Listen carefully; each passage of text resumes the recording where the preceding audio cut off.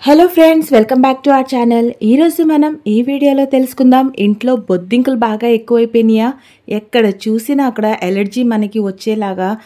Cupboard తెరిస్తే చాలు, కిచెన్లో సెల్ఫ్స్ తెరిస్తే చాలు, ఎక్కడ చూసినా అక్కడ బొద్దింకలు కాపురమే పెట్టేస్తుందా? అయితే మీరు దీనికోసం ఎన్నో రకాల సొల్యూషన్స్ని చూసే ఉంటారు. బొద్దింకల్లో లక్ష్మణ్ రేఖ గీసుంటారు, లేదంటే స్ప్రే కూడా కొట్టుంటారు.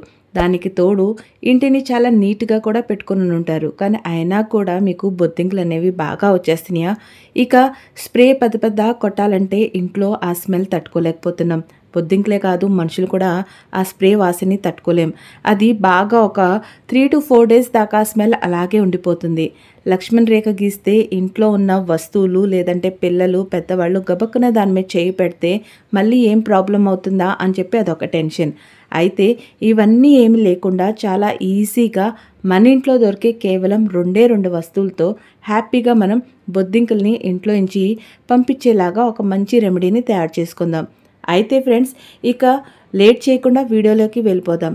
దానికైనా ముందు మీలో ఎవరైనా ఇంకా మా ఛానల్ని సబ్స్క్రైబ్ చేయకపోతే వెంటనే సబ్స్క్రైబ్ చేయండి. పక్కనే ఉన్న బెల్ ఐకాన్ని ప్రెస్ చేయండి, ఆల్ అని క్లిక్ చేయండి. దాంతో మేము పెట్టేటువంటి ఎన్నో ఇంట్రెస్టింగ్ వీడియోస్ వెంటనే మొట్టమొదటిగా మీ దగ్గరికే నోటిఫికేషన్ రూపంలో వచ్చేస్తుంది. ఎక్కువ శాతంగా ఇప్పుడు వర్షాకాలంగా ఉంది కాబట్టి వర్షాకాలంలో ఎక్కడ లేని పురుగులన్నీ వచ్చేస్తూ ఉంటాయి ఇంట్లో. ఇక షింక్ కాడ ఉన్న పైప్స్లో కానీ లేదంటే బాత్రూమ్స్లో నుంచి వాటర్ పోయే హోల్స్ కానీ అక్కడి నుంచి పురుగులు అనేవి వచ్చేస్తూ ఉంటాయి. ఇక దానికి తోడు బొద్దింకలు అనేవి ఎక్కువగా మన ఇంట్లో కనపడుతూ ఉంటే డెఫినెట్గా మన ఇంట్లో అనారోగ్య సమస్యలు కూడా ఎక్కువగా ఉంటాయి ఫ్రెండ్స్. బొద్దింకలు ఎక్కువ శాతంగా ఎక్కడైతే తినే ఆహారం అనేది అలాగే ఎక్కువ శాతంగా నీట్నెస్ అనేది లేకుండా ఉంటే అక్కడ ఎక్కువగా బొద్దింకలు అనేవి వస్తూ ఉంటాయి. కాబట్టి ఖచ్చితంగా ఇంటిని శుభ్రంగా ఉంచుకోవాలి. అలాగే బాత్రూమ్స్ దగ్గర షింకుల్లో ఎక్కడైతే వాటర్ అనేది ఎక్కువగా బయటికి ప్రవహిస్తూ ఉంటుందో అటువంటి చోట మనము నెప్టల్ బాల్స్ని కూడా వేసుకొని పెట్టుకోవచ్చు. ఇక దానికి తోడు టైంకి ఇంటిని శుభ్రం చేసుకోవటం కూడా చాలా ఇంపార్టెంట్. ఇక ఇంట్లో చిన్నపిల్లలు ఉన్నారనుకోండి, వాళ్ళు ఎక్కడ పడితే అక్కడ తినే వస్తువుల్ని పడేస్తూ ఉన్నారంటే అది కూడా మనం గమనించుకోవాలి. వీటిని గమనించుకుంటూనే ఇక మనం ఈ రెమెడీని చేసుకుంటే సరిపోతుంది. ఇక బొద్దింకలు అనేవి ఎప్పటికీ మీ ఇంట్లో అనేది కనపడవు ఫ్రెండ్స్. దీనికోసం మనకు కావాల్సింది కర్పూరం అయితే ఎంత మంచి రెమెడీ అంటే అంత మంచి రెమెడీ.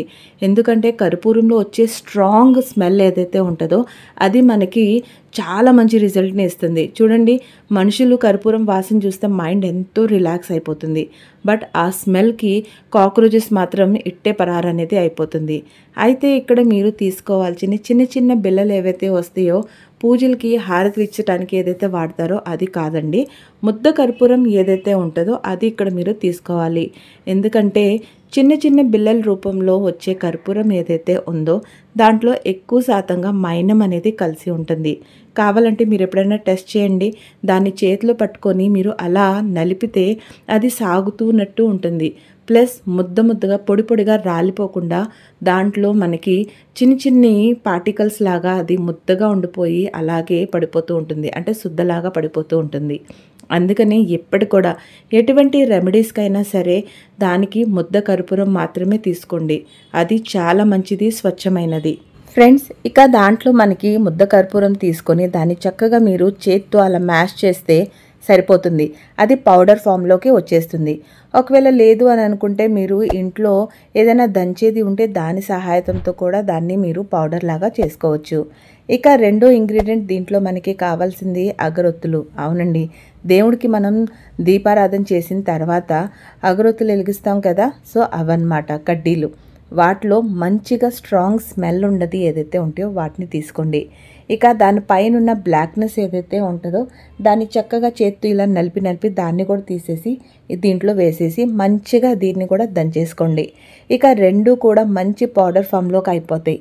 ఇంకా అప్పుడు మీరు దీన్ని ఒక బౌల్లోకి తీసుకొని దాంట్లో మంచిగా వాటర్ అనేది పోసేయండి. చూడండి మినిమం ఒక గ్లాస్ వరకు మీరు పోసేయండి. ఎందుకు అని అంటారా, ఎందుకంటే ఈ రెండిట్లో ఉన్న స్మెల్ ఏదైతే ఉంటుందో అది చాలా స్ట్రాంగ్గా ఉంటుంది కాబట్టి దగ్గరగా ఒక గ్లాస్ వాటర్ని దాంట్లో పోసేసి దాన్ని ఒక 15 నుంచి 20 నిమిషాలు అలాగే పక్కన పెట్టండి. అంటే వాటర్ పోసిన తర్వాత ఒకసారి స్పూన్తో మంచిగా కలిపేసేసి ఇంకా దాన్ని మూత పెట్టేసేసి పక్కన పెట్టేసేయండి. ఒక 15 నుంచి 20 నిమిషాలు అయిన తర్వాత చక్కగా ఒక వడకట్టె తీసుకొని దానికి తోడు ఒక స్ప్రే బాటిల్ తీసుకోండి. ఇక దీన్ని చక్కగా వడకట్టేసుకోండి. ఆ వచ్చిన వాటర్ని స్ప్రే బాటిల్లో పోసి పక్కన పెట్టుకోండి. ఇప్పుడు ఏదైతే వడకట్టారు కదా అది కూడా వేస్ట్ అవ్వదండోయ్. దాన్ని కూడా మీరు చక్కగా ఒక చిన్నది, మనకి దీపాలు ఉంటాయి కదా, మట్టి దీపాలు, మనం దీపావళప్పుడు దీపాలు వెలిగించుకుంటాం. సో అలాంటి మట్టి దీపం తీసుకొని మీరు వడకట్టిన తర్వాత పైన వచ్చిన ఇదేదైతే ఉందో మిశ్రమం దాన్ని తీసి చక్కగా దాంట్లో వేసేయండి. ఆ మట్టి దీపంలో పెట్టిన తర్వాత దాంట్లో ఒక కాటన్ని మంచిగా ఒక ఒత్తులాగా చేసేసి దాన్ని కూడా దాంట్లో ఉంచేసేయండి.